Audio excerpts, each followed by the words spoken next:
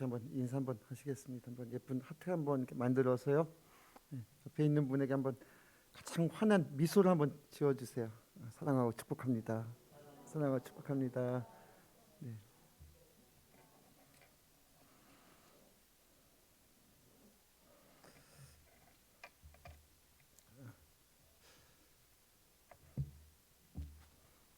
우리 하나님께서 이스라엘 백성들이 포로로 잡혀가고 그곳에서 정말 억눌린 생활을 하고 있을 때에 하나님께서 그들에게 새로운 언약을 약속하셨어요. 근데 그 약속은 앞으로에 있을 저주가 아니라 하나님께서 오늘 에레미야서 31장에 있는 이 말씀처럼 우리 하나님께서 그들이 이 성으로 다시 돌아와서 이 말을 쓰게 될 것이다 이렇게 말씀해요. 이 말을 다시 쓰게 되는데 그들이 쓰는 첫 번째 말씀이 하나님의 성전에 돌아와서 예배하고 그러면서 에레미야 31장 23절에 다시 이 말을 쓰리니 곧 의로운 처소여 거룩한 산이여 여호와께서 내게 복 주시기를 원하노라 이런 말을 쓸 것이라는 거예요. 여러분 우리가 코로나로 인해서 지금 우리 생활이 나는 별로 달라진 것이 없는 것 같은데 생활이 많이 달라졌어요. 예를 들면 여행이라는 단어 요즘 사람들이 별로 쓸 일이 없죠. 왜냐하면 여행 잘 가질 못하니까. 그래서 또한 예배 이런 것도 예전과 같지 않고 자주 쓰지 못해요. 그래서 여러분 여기 예레미야 31장에 보면 내가 그 사로잡힌 자를 돌아오게 할 때에 그들이 유다 땅과 그 성읍에서 다시 이 말을 쓰게 될 것이다. 다시 이런 말들을 쓰게 될 것이라는 거예요. 여러분 우리가 잘 생각해 보면 예전에는 많이 쓰던 말들을 지금 안 쓰는 말들이 참 많죠. 예를 들면 처음에 사랑하고 막 아끼고 애틋하고 그럴 때 자주 쓰던 사랑한다 막 이런 말들 시간이 지나면서 그런 감정들 다 없어지고 그냥 밋밋해지고 하나님의 집도 거룩한 집이요 의로운 집이요 우리가 모여서 예배하고 막 이런 얘기들을 자주 우리 입에서 쓰게 되다가 안 쓰게 된다는 거예요. 하나님께서 의로운 처소여 거룩한 산이여 이러면서 하나님의 성전에서 하나님의 집으로 돌아와서 기뻐하게 될 것이라고 말씀하시면서 하나님이 그들 가운데서 새로운 언약을 맺을 것이다. 너희가 안 쓰던 이런 말도 다시 쓰게 될 것이다 라고 하시면서 하나님이 그들과 언약을 맺으십니다. 고대의 그 언약의 방법은 이런 방법이었습니다. 짐승을 잡아서 짐승을 쪼개어서 반으로 쪼개어서 그 사이를 언약을 체결하는 그 사람들이 그 짐승을 이렇게 쪼개서 양 옆으로 벌려놓고 그 사이로 둘이 손을 붙잡고 지나간답니다. 이게 피의 언약인데 이렇게 하는 이유는 만약에 둘 중에 하나가 언약을 어기면 이 짐승과 같이 죽을 수 있다. 이런 것들을 보여주기 위해서 그래서 그렇게 피의 언약을 맺습니다. 이런 내용이 성경에 보면 창세기에도 있고 출애굽기에도 있고 하나님 그래서 아브라함과도 이렇게 언약을 체결하셨고 그리고 또한 모세하고도 하나님께서 그런 언약을 체결하셨습니다. 그런데 여기 에레미야 31장에 보면 하나님께서 이스라엘 백성들에게 새로운 언약을 체결하시겠다고 새로운 언약을 체결하시겠다고 약속하십니다. 그 약속은 하나님께서 포로로 잡혀갔던 너희를 내가 다시 돌아오게 할 것이며 포로로 잡혀갔던 너희를 다시 돌아오도록 내가 할 것이다 하나님이 이렇게 약속하시고, 예레미야 31장 25절부터 보면 내가 피곤한 심령을 상쾌하게 하며 연약한 심령을 만족하게 할 것이다. 하나님 그렇게 말씀하셔요. 피곤한 심령을 상쾌하게 하며 연약한 심령을 만족하게 할 것이다. 오늘 이 말씀을 생각해 보면 하나님의 이 새 언약, 하나님의 이 새 언약이 지금 우리에게 너무나 필요한 때가 아닌가. 코로나로 인해서 우리가 잊혀졌던 단어들이 참 많죠. 왜냐하면 생활 자체가 제약이 되니까. 이를테면 텔레비전을 자주 보는 사람이 텔레비전이라는 단어를 쓰는 것이죠. 텔레비전을 안 보는 사람은 텔레비전이라는 단어를 쓸 일이 별로 없어지는 것이죠. 그래서 코로나로 인해서 우리가 안 쓰는 단어들, 이런 말들을 다시 쓰게 될 것인데, 사로잡혔던 우리가 다시 이 거룩한 산, 그래서 어떤 분이 보니까요, 코로나 이전의 일상이 지금 생각해 보니까 다 기적이었다는 거예요. 여행 가고 싶으면 여행 가고, 또 그다음에 뭐 하고 싶으면 마음껏 먹고 즐기고, 이게 다 생각해 보니까 지금은 할 수가 없는데 그렇게 자유롭게 할 수 있었던 것이 생각해 보니까 다 기적 같은 은혜라는 거예요. 기적 같은 은혜라는 거예요. 하나님께서 우리에게 새로운 언약을 체결하시는데, 장차 사로잡혔던 너희가 다시 이 산으로, 예루살렘의 거룩한 산으로 돌아와서, 여기가 정말 의로운 산이고 하나님의 시온의 산이고 여기가 복이 흐르는 곳이구나 라고 하면서 다시 너희가 돌아오게 될 것이다. 그러니까 지금 여기가 복이 있는지, 여기가 의로운 산인지, 여기가 거룩한 산인지는 언제 알아보느냐? 예배를 드릴 수 없는 때가 돼 보니까, 그때 내가 하나님 앞에 자유롭게 예배하고 그곳에서 찬송하며 하나님의 은혜를 받고 하나님의 복을 받던 그때가 정말 좋은 때였구나, 이렇게 느끼게 된다는 거예요. 저도 지금 생각해 보니까요, 제가 주일을 가장 감격스럽게 지냈던 때가 있었는데, 그때가 언제였냐면 군대 가가지고요 12월 달에 갔었는데, 근데 12월 달에 훈련소 가가지고 너무 춥고 힘들잖아요. 근데 또 그때는 주일날도 이렇게 훈련이 있고 그러면은 예배를 드릴 수가 없었어요. 그러다가 주일날 교회에 가서 예배를 드리는데 마음이 막 울컥하고 감격이 되는 거예요. 이게 정말 내가 주일날 평소에는 귀찮아가지고 막 아침에 가려면 조금 더 자고 싶고 막 이랬었는데, 주일날 내가 이렇게 하나님의 집에 와서 예배 드릴 수 있는 이것이 정말 큰 은혜구나, 이게 아무에게나 주어지는 이게 특권이 아니구나라는 것을 느끼게 되었습니다. 하나님이 지금 포로로 잡혀갔던 이스라엘 백성들에게 내가 사로잡힌 너희가 돌아와서 다시 이런 말을 쓰게 될 것이다. 의로운 처소여 거룩한 산이여 여호와께서 내게 복을 주시고, 이런 말을 쓰게 될 것이라는 거예요. 오늘 여러분이 정말 코로나로 인해서 많은 제약이 있지만 그것이 다시 깨어지고 하나님이 회복시켜 주실 때, 이곳이 의로운 곳이고 이곳이 거룩한 곳이고, 오늘 여러분 가정에서도 마찬가지죠.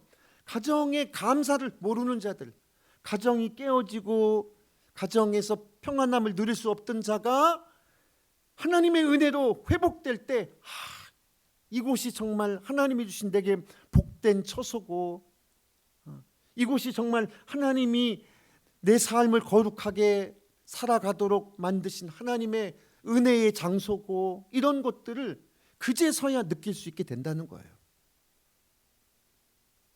또 하나, 하나님께서 내가 그 피곤한 심령을 상쾌하게 하며 그 연약한 심령을 만족하게 하실 것이다. 여러분, 코로나로 인해서 심신이 지치고 또 마음이 연약해지신 분들, 오늘 하나님께서 약속하시고 내가 피곤한 심령을 상쾌하게 하며 연약한 심령을 만족하게 하며, 오늘 여러분 누구의 힘으로 이런 일이 가능하겠습니까? 하나님만이 하실 수 있습니다. 하나님이 하시면 참으로 피곤한 심령을 하나님께서 상쾌하게 만들어 주시고, 연약한 심령을 강하고 담대하고 만족하게 하시는 하나님의 은혜가 오늘 하나님의 약속을 통해서 이루어진다는 것입니다. 그리고 하나님 또 약속하셨어요. 여호와께서 말씀하시기를, 보라, 내가 사람의 씨와 짐승의 씨를 이스라엘 집과 유다의 집에 뿌릴 날이 이르리니. 하나님께서 자연현상을 비유로 말씀하시기를, 목축업을 하는 사람들, 여러분 뭐가 가장 중요하겠습니까? 양이나 소가 많이 번성하는 거예요. 제가 어렸을 때만 해도요, 이 소를 키우는 집은 부자였어요. 돼지도요, 돼지 새끼 많이 낳아야 이 돈이 되기 시작하는 거예요. 어떤 집은요, 소가요, 이게 또 송아지가 한 마리만 낳는 것이 아니라 송아지 자체가 몇백만 원 갈 때에 송아지가 2마리 낳아보세요. 경사나는 거예요. 경사나는 거예요. 여러분, 지금 하나님이 이런 말씀하시는 거예요. 내가 사람의 씨와 짐승의 씨를 이스라엘 집과 유다의 집에 뿌릴 날이 이를 것이다. 씨를 뿌리듯이 하나님이 짐승의 씨가 막 여기저기서 막 나고 사람들의 씨가 막 나고, 여러분 지금 한국은요, 사람의 씨가 너무 말라간다고 그래요.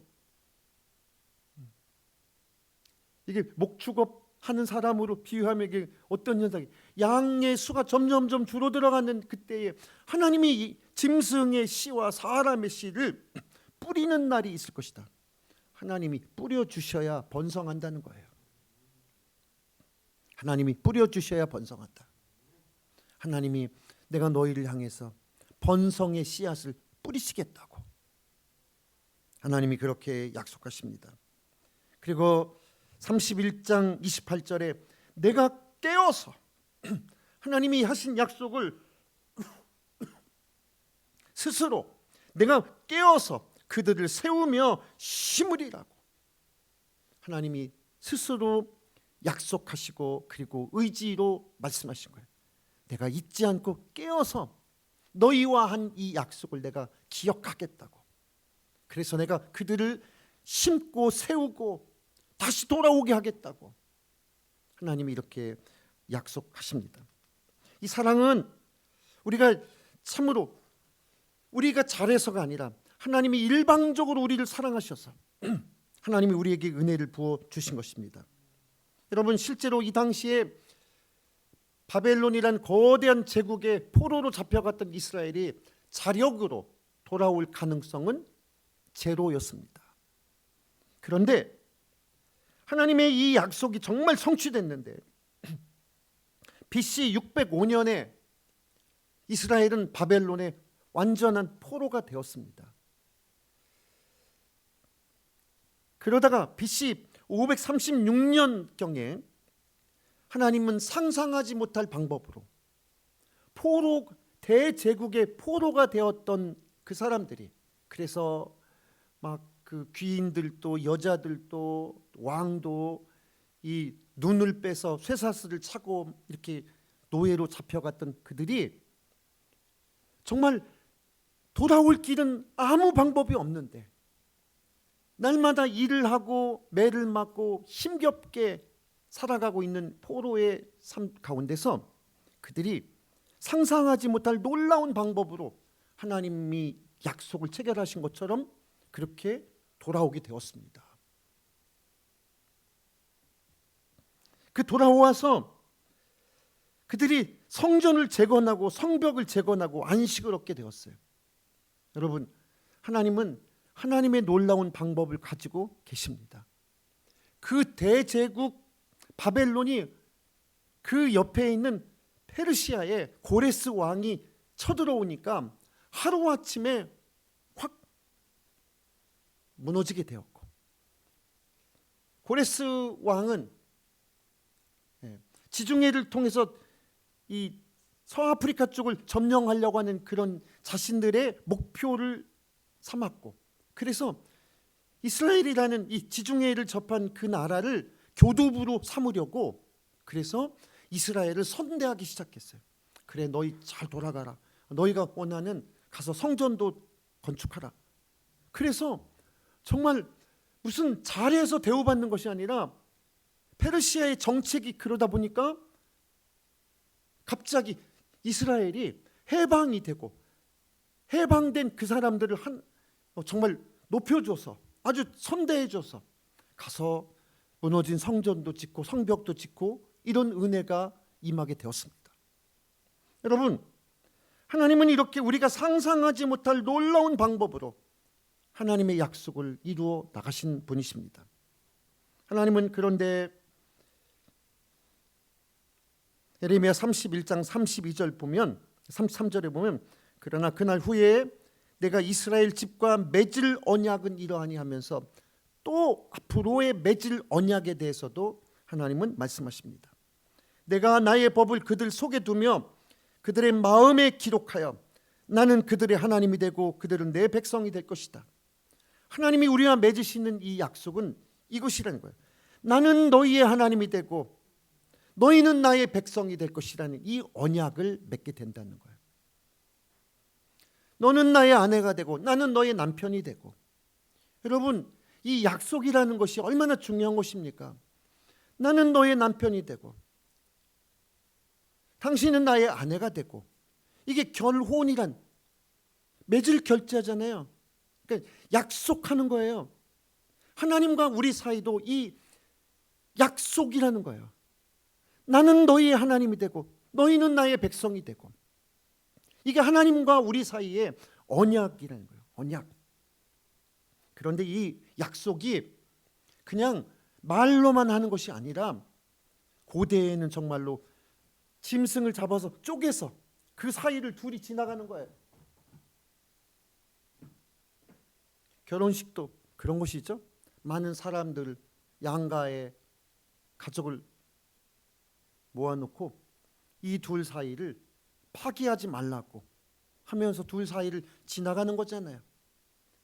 하나님이 우리와 약속하시기를 나는 너희 하나님이 되고 너희는 나의 백성이 되고. 이 약속에는 피가 필요했어요. 그 피를 하나님은 자기 아들 예수 그리스도를 십자가에서 피 흘려 죽게 하심으로 말미암아 그 약속을 우리와 체결하셨어요. 그래서 예수님을 믿는 자, 예수가 나를 위해서 피 흘려 죽으신 그 피가 바로 하나님은 나의 하나님이 되어주시고 나는 하나님의 백성이 돼서 하나님을 섬기고 하나님이 이렇게 포로로 된 우리를 돌아오게 하시고 하나님이 답답한 심령을 상쾌하게 해주시고 하나님이 이렇게 은혜 주시는 이 통로를 열어주시는 이 약속이 아무에게나 다 해당하는 것이 아니라 아무에게나 해당되는 것이 아니라 오늘 하나님과 우리 사이에 언약을 체결한 자, 그 언약에는 뭐가 필요하다고요? 예수의 피가 필요하다는 거예요. 이게 하나님이 고대로부터 하시던 피의 언약인 거예요.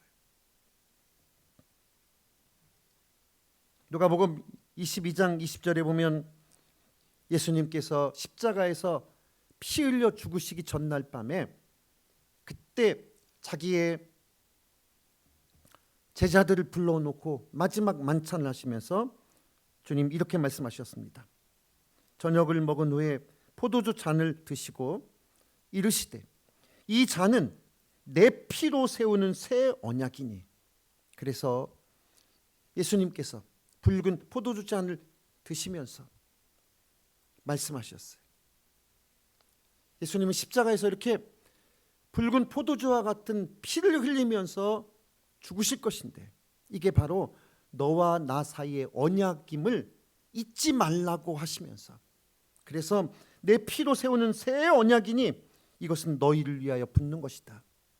이 언약을 하나님께서 일방적으로 포로로 잡혀가는 백성을 내가 다시 너희를 내 자녀 삼아서 돌아오게 할 것이며 라고 언약하셨던 것처럼 예수님께서 사랑하는 제자들을 불러 모아놓고 붉은 포도주 잔을 드시고 이것이 너희와 나 사이에 피의 언약이다. 그래, 내 피로 세우는 새 언약이라고 말씀하셨어요. 그러시면서 이 잔을 가지시고 제자들에게 따라 주시면서 그 포도주 잔을 먹는 그들에게 이것이 바로 피의 언약을 상기하라고 말씀하시면서, 그래서 이 잔은 내 피로 세우는 언약이니 이것을 행하여 마실 때마다 나를 기념하라고. 오늘 예배 때마다 우리가 무엇을 기억해야 될까요? 하나님이 포로로 잡혀간 삶과 같은 나를 사랑하셔서 하나님이 이렇게 은혜 주시고 답답한 심령을 하나님이 내 마음을 상쾌하게 만들어 주시고 하나님께서 정말 씨가 말라가는 이 세상 가운데서 짐승과 사람의 씨를 뿌려 주신다고 말씀하신 오늘 이 약속이 예수님이 나를 위해서 죽으셨다고 피의 언약을 상기하는 자에게, 그것을 예배 때마다 기념하는 자에게 하나님이 이 약속을 이루시겠다고 약속하셨습니다. 여러분, 그래서 하나님은 자기 아들 예수 그리스도를 통해서 우리에게 새 은혜를 주시고 새로운 약속을 하셨는데, 우리 예수님께서도 십자가에서 죽으시기 전날 밤에 제자들과 마지막 언약을 체결하셨어요. 이것은 너와 나 사이의 피의 언약이다. 그래서 제자들에게 이 붉은 포도주 잔을 드시면서 말씀하셨어요. 이 잔을 마실 때마다 너와 나 사이의 언약을 기억하라고.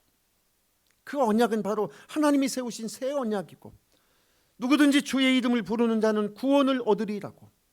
누구든지 예수님하고 부르는 자는 구원을 얻는다. 네가 물에 빠져 떠내려가는 것과 같은 내 삶을 하나님이 건져주시고, 포로로 잡혀있는 것 같이 어찌할 수 없는 삶을 하나님이 풀어주시고, 답답하고 연약한 내 심령을 하나님이 상쾌하게 만들어주시고, 씨가 메말라가는 너희의 삶을 하나님이 씨를 뿌리듯이 번성케 하시고, 이런 약속이 하나님께서 피의 언약을 하셨던 것처럼 예수님께서 제자들에게 포도주 잔을 돌리시면서 이 잔을 마실 때마다 나를 기념하라고, 이것은 내 피로 세우는 약속이라고 주님이 이렇게 말씀하시면서 그 포도주 잔을 제자들에게 권하셨어요. 오늘 여기서 우리는 두 가지를 잠깐 생각해 볼 수가 있습니다. 첫째로, 이 약속은, 하나님이 일방적으로 세우신 이 약속은 너무너무 감사한 은혜의 법이죠. 포로에 잡혀갔던 자들을 돌아오게 하고 답답한 심령을 상쾌하게 만들어주시고 메말라가는 너희를 다시 씨를 뿌려서 번성케 하실 것이라고 약속하신 이 약속이 아무에게나 다 이루어지는 것이 아니라 단 두 가지의 조건이 붙어 있었습니다. 첫째로, 오늘 이 피의 약속을 상기하는 자, 그래서 하나님이 말씀하신 것처럼 이 하나님이 정하신 이 법을 마음에 두는 자, 즉 예수님을 마음속에 영접하는 자, 예수님을 마음속에 영접하고, 예수님, 주님이 나의 구원자이십니다.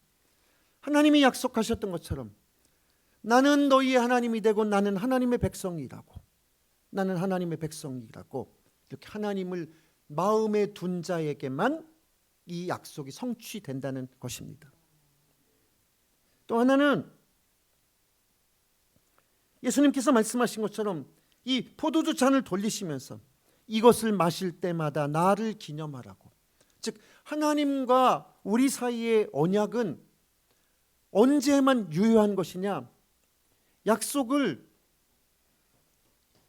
이 약속은 주님을 기념하는 자, 주님을 기억하고 예배하는 자, 그래서 하나님과 우리 사이에 하나님 내게 이렇게 은혜 주시는 이 약속이 유효하게 된 것은 하나님을 예배하는 자, 즉 주의를 지키고 하나님께 예배하는 자에게만 이 언약이, 이 약속이 체결되는 것입니다.